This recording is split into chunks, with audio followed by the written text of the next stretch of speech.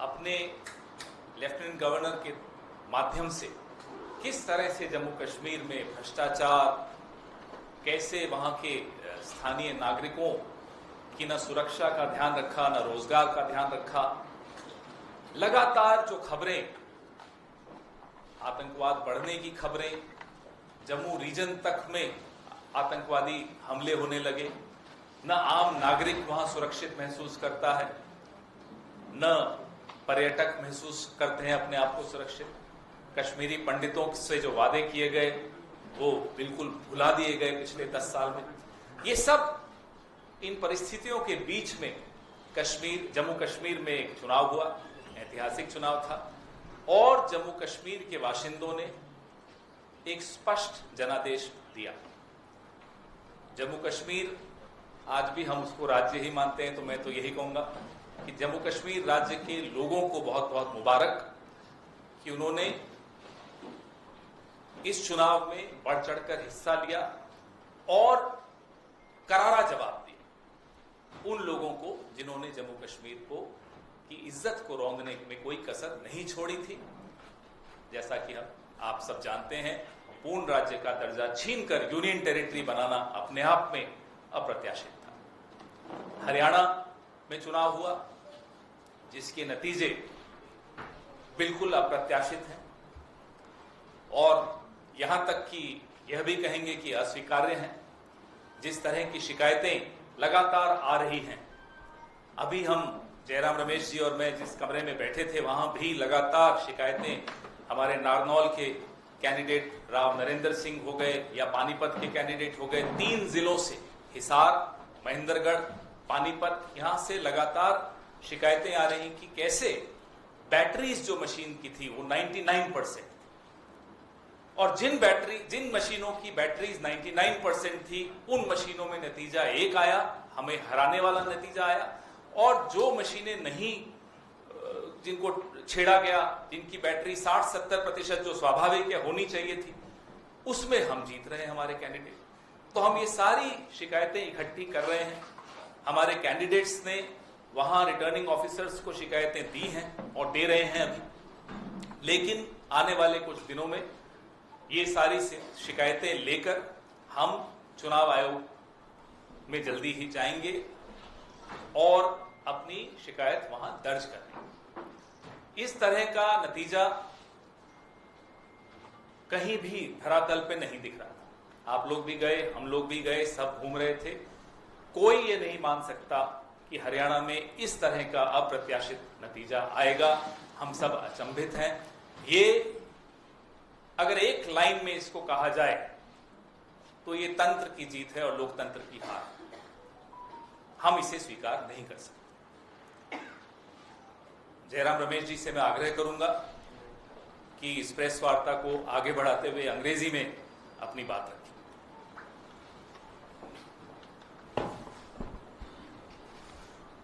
मैं सिर्फ ये बात कहूँगा कि जम्मू और कश्मीर के जनता ने स्पष्ट जनादेश दिया है नेशनल कॉन्फ्रेंस और इंडियन नेशनल कांग्रेस के गठबंधन को। भारी बहुमत से उनको जिताया है। सरकार बनेगी, साझा कार्यक्रम होगा और पूरा प्रयास किया जाएगा। हम पीछे नहीं हटेंगे। इस गठबंधन सरकार की प्राथमिकता यूटी को फिर से पूरे राज्य का दर्जा मिलना जरूरी है और यही प्राथमिकता होगी। और भी मुद्दे हैं, विकास से जुड़े हुए मुद्दे हैं। साझा कार्यक्रम, दोनों पार्टियों की मैनिफेस्टो भी है, साझा कार्यक्रम भी तैयार किया जाएगा और एक पारदर्शिता से जवाबदेही और संवेदनशील सरकार गठबंधन जम्मू और कश्मीर की जनता को देगी। हरियाणा के संदर्भ में हमने चुनाव आयोग से आज दोपहर से लगातार शिकायत कर रहे हैं। उनसे जवाब भी आया है, उस जवाब का जवाब भी मैं दे रहा हूं और उसके बाद भी 3 या 4 जिलों से बड़े गंभीर शिकायत आए हैं वो सब कल या परसों हम चुनाव आयोग के सामने पेश करेंगे। पर मैं फिर से दोहराना चाहता हूँ, हरियाणा के चुनाव के नतीजे अप्रत्याशित हैं, आश्चर्यजनक हैं और इसको हम स्वीकार नहीं कर सकते, क्योंकि ये लोकतंत्र की हार हुई है और तंत्र की जीत हुई है। इसके ऊपर मैं आज कुछ नहीं कहूँगा।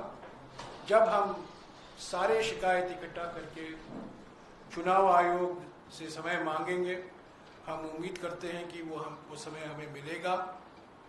कल या परसों तक हम उम्मीद करते हैं कि हम चुनाव आयोग के सामने एक विस्तार से जो अलग अलग ज़िलों से, अलग अलग असेंबली कंस्टिट्यूएंसी से शिकायतें आई हैं, कुछ आज हमने इलेक्शंस कमीशन के सामने रखा था, पर और भी हैं और बड़े गंभीर मुद्दे हैं ईवीएम को लेकर।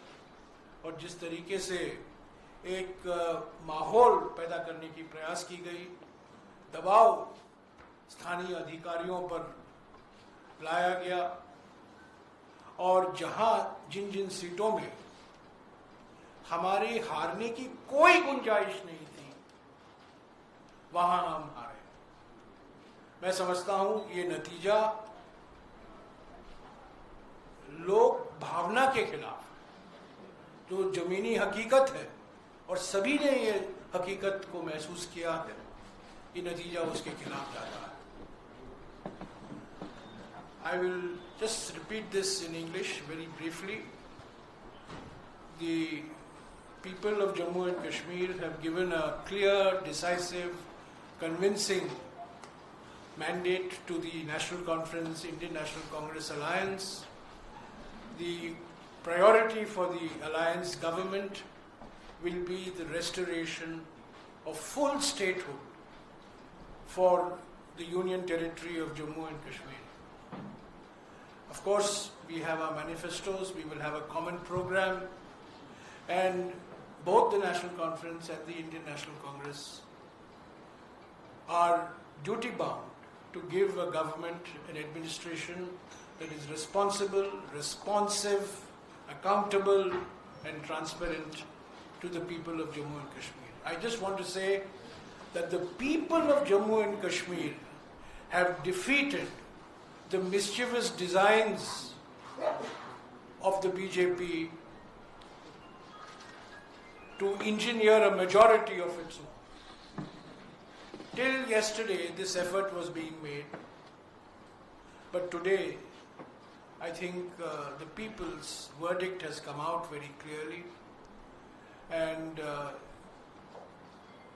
the moves of the BJP and those who are managing the elections to somehow cobble up a majority has been defeated.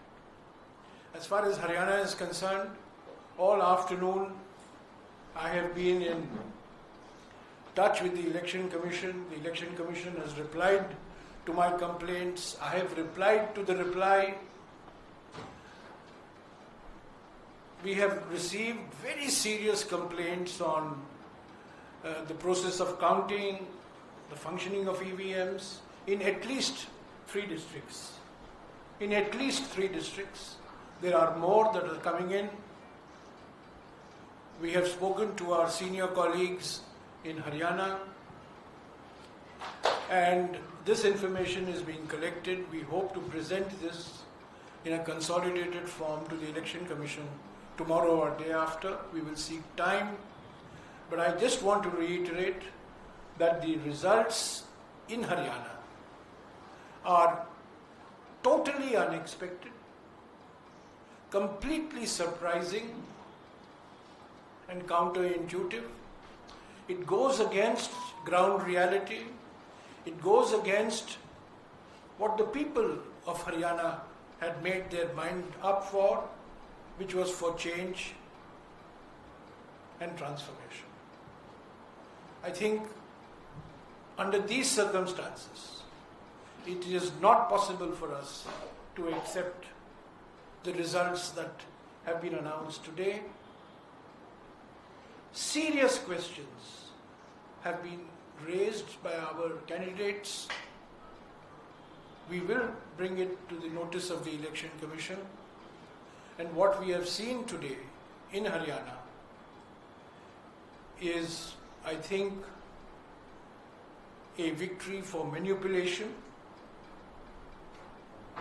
a victory for subverting the will of the people, and it's a defeat for transparent democratic processes. So I will only say this, but the chapter on Haryana is not complete. It will continue. The chapter in Jammu and Kashmir, of course, there will be a coalition government. And as I said till yesterday, various attempts were being made to ensure that the majority will not come to INC-NC coalition, but the people of Jammu and Kashmir have given a very clear mandate for this coalition government. Thank you. Sir मेरा सवाल sir, आपको नहीं लगता कि आप ये कह रहे हैं कि जम्मू कश्मीर के अंदर कोalition को मैंडेट मिला, लेकिन 38 सीटों में से कांग्रेस सिर्फ 6 जीत पाई है, 6 पे ही आगे चल रही है, आप लोगों के खाते में इतनी आई, वहाँ पर एज ए पार्टी आप लोगों को नुकसान हुआ है, और आपके जो कोalition पार्टनर्स हैं शिवसेना की तरफ से जो की सांसद है, उन्होंने कहा जहाँ पर भी कांग्रेस की बीजेपी से सीधी लड़ाई होती है वहाँ पर कांग्रेस उनको नहीं हरा पाती, अलायंस के साथ ही हरा पाती है। और हरियाणा में आपको लगता नहीं कि इनफाइटिंग का नुकसान हुआ? 16 आपके सिटिंग विधायक जो है वो चुनाव हारे हैं, उस पर क्या कहेंगे? हरियाणा के बारे में जो कुछ हमें विश्लेषण करना है ज़रूर हम करेंगे, पर पहली बात, हमें इलेक्शन कमीशन तक जो शिकायतें आ रही हैं अलग अलग जिलों से वो पहुंचाना है। हमने क्या किया, क्या नहीं किया, गलती कहाँ हुई, इसका विश्लेषण जरूर होगा, इस पर चिंतन जरूर होगा, बहस जरूर होगी, एक समिति का भी गठन होगा, ये प्रथा रहा है कांग्रेस पार्टी में, और सबसे बातचीत करके ही ये विश्लेषण होगा। पर अभी विश्लेषण का वक्त नहीं है। अभी सबसे महत्वपूर्ण बात यह है कि हमसे जीत छीना गया, तंत्रों का दुरुइस्तेमाल हुआ है, दुरुपयोग हुआ है, और लोगों की जो भावना थी, और सबने ये महसूस किया कि जमीनी हकीकत बदलाव के पक्ष में था, परिवर्तन के पक्ष में था, और आज वो परिणाम जो आया है उसको नहीं दर्शाता है। तो प्राथमिकता हमारे लिए ये है, विश्लेषण जरूर होगा। जम्मू के बारे में जो आपने सवाल किया, मैं स्वीकारता हूँ कि हमारा प्रदर्शन जम्मू में और बेहतर होना चाहिए था। इसके भी कुछ कारण हैं, उस पर भी चिंतन होगा, विचार विमर्श जरूर होगा। पर महाराष्ट्र में मैं याद दिलाना चाहता हूँ कि लोकसभा चुनाव में कांग्रेस पार्टी पहले स्थान पर था, और गठबंधन का एक धर्म होता है, जो हमारे आपस की बात होती है हम एक दूसरे से बोलते हैं, मीडिया के द्वारा हम नहीं बोलते। हम गठबंधन में हैं महाराष्ट्र में, उस गठबंधन को मजबूत करना हमारा कर्तव्य बनता है। हम कुछ नहीं कहेंगे हमारे गठबंधन के साथी दलों के बारे में, पर जो चुनाव के नतीजे आए हैं हरियाणा को लेकर, उस पर कई सवाल, गंभीर सवाल उठे हैं, उसको आगे ले चलना ईसी तक, और ईसी के साथ बात करना हमारा फर्ज बनता है। अगले 2-3 दिन में हम वो करेंगे, और जम्मू और कश्मीर में शीघ्र ही हम उम्मीद करते हैं कि एनसी और आईएनसी गठबंधन सरकार बनेगी, एक साझा कार्यक्रम तैयार किया जाएगा और जो जनता की उम्मीदें हैं उसको पूरा करने की पूरा प्रयास करेंगे। और उसमें पहले स्थान पर जम्मू और कश्मीर को पूर्ण राज्य का दर्जा वापस लौटाना है। इसके लिए एनसी भी वचनबद्ध है और इंडियन नेशनल कांग्रेस भी वचनबद्ध है। इधर पवन ने जो कहा कि जम्मू कश्मीर में जो जो आपने फैक्टर्स गिनाए वो सब सही थे, उसके बावजूद एक लग रहा था कि आपकी clear road ahead to victory है जम्मू में, जहां पर बीजेपी बहुत डाउन एंड आउट थी।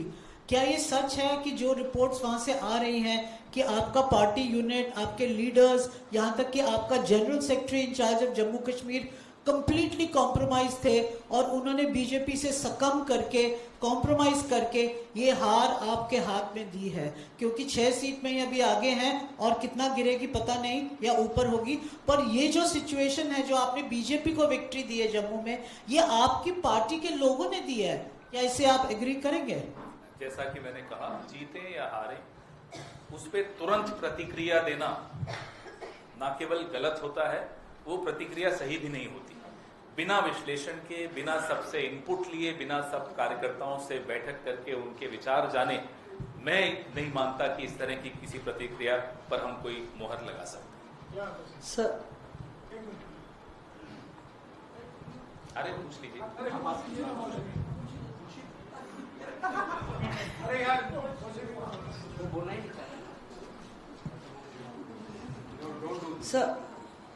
सर ये जो 3 जिलों का आपने जिक्र किया, तो ये कौन से जिले हैं और कितनी सीटें इसमें प्रभावित हो रही हैं इन जिलों में, ये हम लोग जानना चाहेंगे। और थोड़ी अजीबोगरीब बात नहीं है कि एक तरफ आप जम्मू कश्मीर की जीत और आगे क्या प्रक्रिया रहेगी उसका जिक्र कर रहे हैं, और दूसरी तरफ कह रहे हैं वहां पे जनता की जीत हुई, और दूसरी तरफ कह रहे हैं हरियाणा में अंगूर खट्टे हैं, हरियाणा में हमारी जीत छीनी गई है। तो तब जनता को क्या मैसेज? अजीबोगरीब तब होता कि जब हम कहते कि नहीं साहब सब जगह खराब है।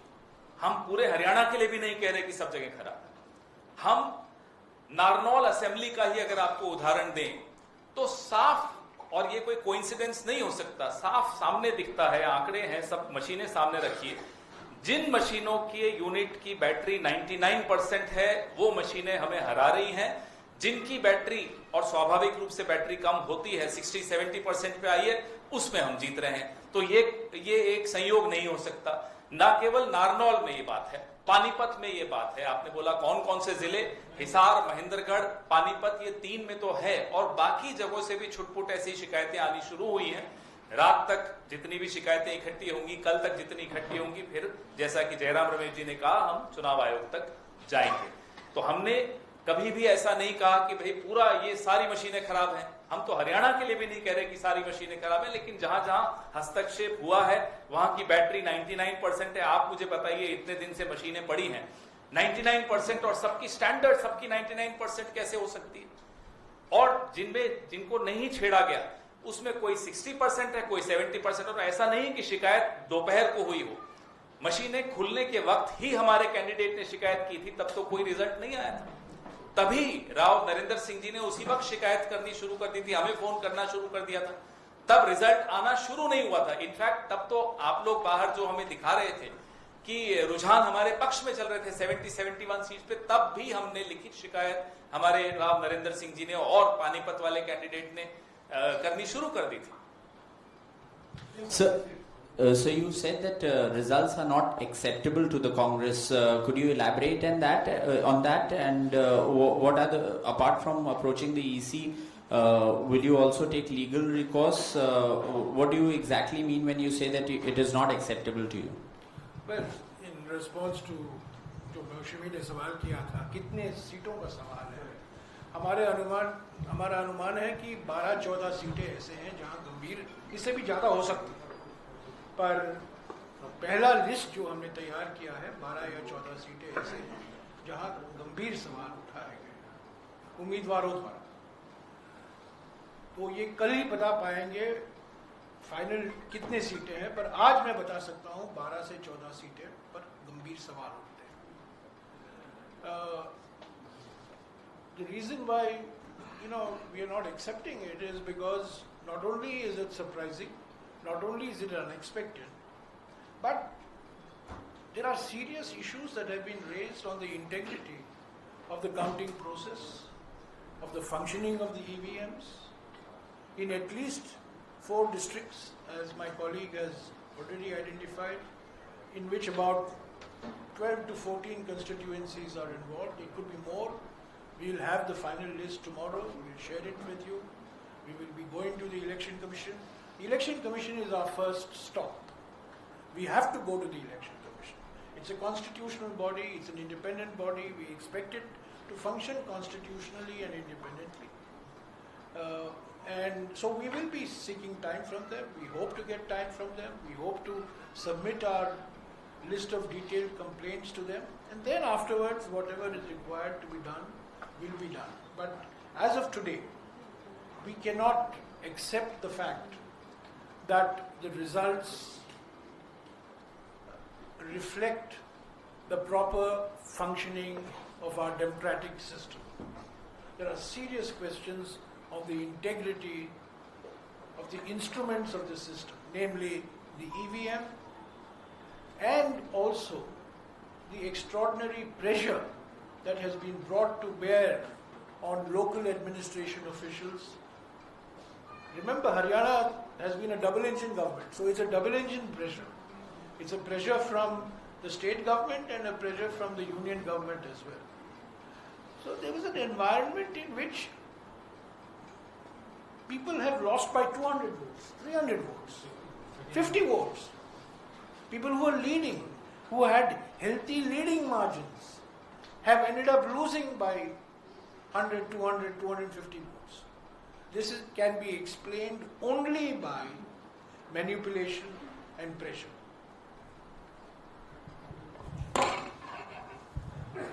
सर, अब तक आपके पास जो तथ्य सामने आए हैं, क्या इस नतीजे पर आप पहुंचे हैं कि कोई सुनियोजित ढंग से कोई ईवीएम में गड़बड़ी की गई है? क्या आप ऐसा कोई नतीजे पर पहुंचे हैं कि कोई सुनियोजित ढंग से हुआ ऐसा कुछ, या अभी उसमें देखना बाकी है कि ईवीएम में गड़बड़ी कोई बड़े पैमाने पर की गई है? भाई, अगर 99% बैटरी स्टैंडर्ड एक के बाद एक मशीनों पे निकल रही है और उन्हीं मशीनों पे कांग्रेस का उम्मीदवार हार रहा हो, जिन मशीनों पे 60, 70 स्वाभाविक जो होना चाहिए उतनी बैटरी उस पे हम जीत रहे हो, तो आप बताइए सुनियोजित नहीं माना जाएगा तो क्या माना जाएगा? ये नतीजे सवाल खड़े कर, और इन सवालों को ढूंढना हम सबका राजधर्म है। हम सबको इस लोकतंत्र को बचाने के लिए इन सवालों का जवाब ढूंढना चाहिए, आपको भी और हमको भी। आप समझे, ये साजिश समझे, जहां 99% बैटरी है वहां बीजेपी की जीत होती है, और जहां 70% के नीचे बैटरी है वहां कांग्रेस की जीत होती है। ये षड्यंत्र नहीं है तो और क्या है?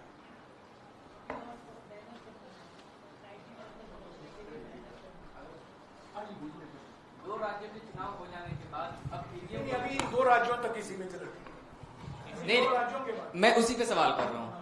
2 राज्यों के चुनाव हो जाने के बाद परिणाम भी आ गए हैं, तो ईवीएम को लेकर के क्या मत है आपके? यही तो बात कर रहे हैं।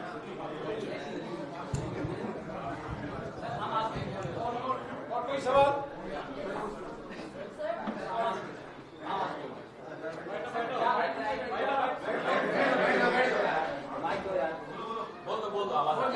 सर, क्या लगता है कि 2 दिन 2.5 दिन का जो मतलब इन्वेस्टिगेशन होगा उससे कुछ निकल के सामने आएगा? हमारा जो काम है हाँ, और जो कर्तव्य है, चुनाव आयोग के दरवाजे पे दस्तक देना और तेज दस्तक देना ताकि आवाज आप सब तक पहुंचे, और उसके बाद जिम्मेदारी चुनाव आयोग की है इस लोकतंत्र को जीवित रखने की। आपने सुना होगा, कर्मण्येवाधिकारस्ते महाफलेषु कदाचन। हम अपना कर्म निभा रहे हैं, अपना धर्म निभा रहे हैं। शिकायत करना हमारा फर्ज बनता है और हमारा लोकतांत्रिक अधिकार भी बनता है। जो हमने देखा है 99% बैटरी, 65% बैटरी, ये सब मैं समझता हूँ काफी आश्चर्यजनक बातें निकल कर आई हैं हरियाणा के चुनाव के संदर्भ में। और मैं फिर दोहराना चाहता हूँ, ये आश्चर्यजनक नतीजे हैं अप्रत्याशित नतीजे हैं और लोगों की भावना के खिलाफ ये नतीजे हैं।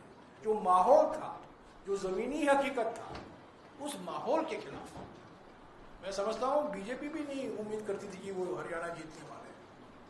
प्रधानमंत्री जी 7:30 बजे जश्न मनाने जा रहे थे, जितवाया गया, जीते नहीं, जितवाया गया।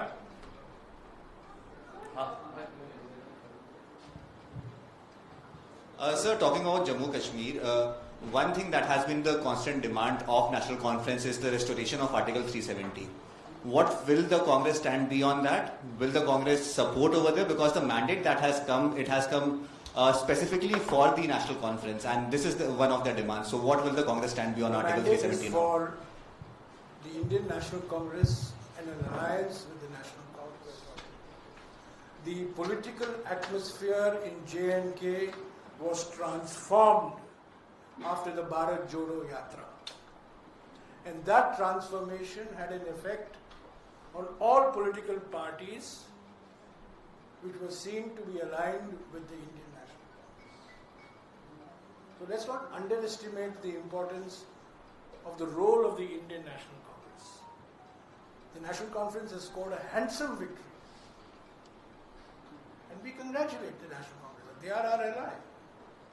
But to say that the Indian National Congress has not had a role in the transformation in the political environment in J&K in the last 2 years flies in the face of reality. The Bharat Jodo Yatra was a transformational movement as far as the politics of J&K is concerned.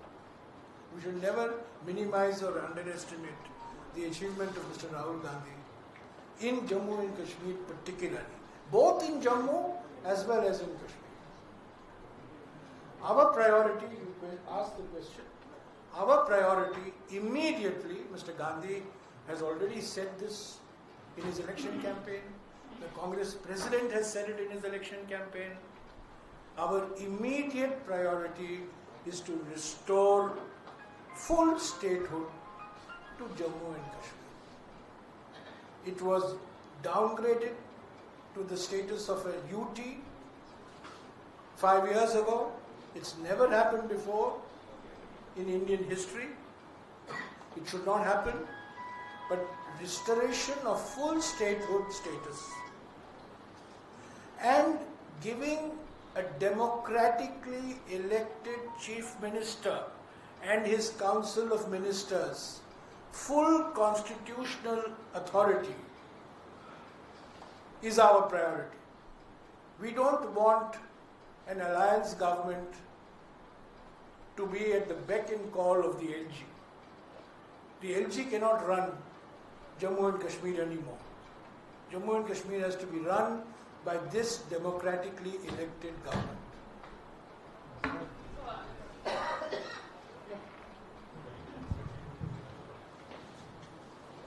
Sir, that the Congress candidate from Jind, his name is Bijender Singh, we just got his bite and he's stating he's lost the election by 32 votes. You were mentioning that a lot of elections have been lost in very thin margins.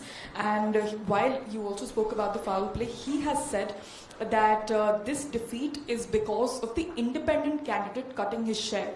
So that does... There could be different reasons in different areas.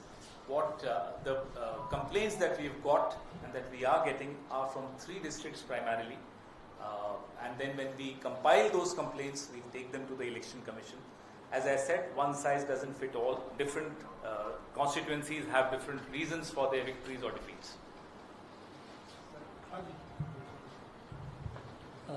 Sir अभी मैंने एक BJP के राष्ट्रीय प्रवक्ता का interview किया तो उनका कहना है कि जब कांग्रेस जहां जीती वहां ईवीएम सही होता है, जब वो हार जाती है तब कहती ईवीएम खराब होता है। इस पर सर क्या कहेंगे? 2009 में अडवाणी जी ने एक किताब का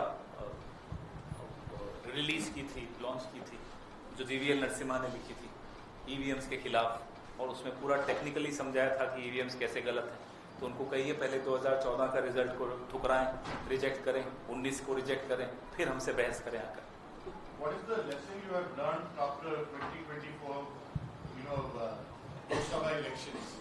The fact that, the Congress did reasonably well and now having all eggs in one basket, allowing infighting to take place, and are not really reading the writing on the wall that you have to have a house in order. If there was any lesson that was learned in 2024 was for Congress to be united and fight together. What was the reason? Because we saw Selja speaking out, we saw Huda there. What could you kindly explain to us why the Congress has shot itself on its foot? The writing on the wall was the Congress will come back to power. That was the writing on the wall. That has been deliberately erased. The writing on the wall was very, very clear to anybody who was willing to read the writing on the wall. Why did it happen? But there are people who are experts in replacing walls. They just replace the wall. Or machines. Or machine, in this case, machine.